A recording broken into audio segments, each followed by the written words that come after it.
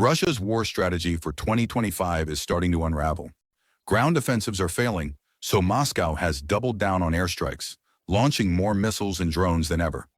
But in late September, Putin's forces went one step too far. They struck Kyiv again. Ukraine's response was immediate and brutal. On September 29th, long-range weapons ripped through the Russian border city of Belgorod. The target? Not civilians, but two critical energy facilities. The city's main thermal power plant, TETS-4, and its electrical substation. Both were knocked offline. The result? Massive blackouts across Belgorod. Hospitals, police stations, and even water supply systems were forced onto backup power. Russia couldn't cover this one up.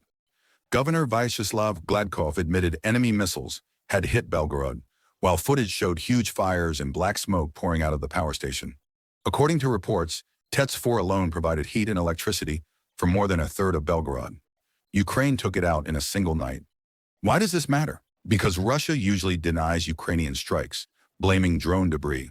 But this time it shouted about the blackout, desperate to spin the story, to brand Ukraine as a terrorist state. That's propaganda. Unlike Russia's daily bombardment of civilian neighborhoods, Ukraine hit a legitimate military target, no civilians killed. And here's the bigger twist. This wasn't just any strike. Experts believe Ukraine didn't use drones, but U.S.-made M31 GMLRS precision rockets fired from HIMARS systems. That means Washington quietly gave Kyiv the green light again to use American weapons on Russian territory. The timing is no accident.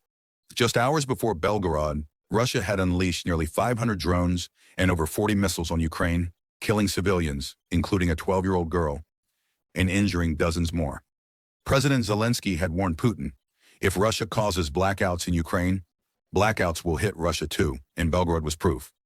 For Putin, the message is crystal clear. If you strike Kyiv, Ukraine can strike Russian cities even harder, and with U.S. backing. And that's what really terrifies the Kremlin. Rumors are already swirling that the U.S. might even provide Tomahawk cruise missiles, capable of reaching Moscow itself. So Belgorod wasn't just about payback.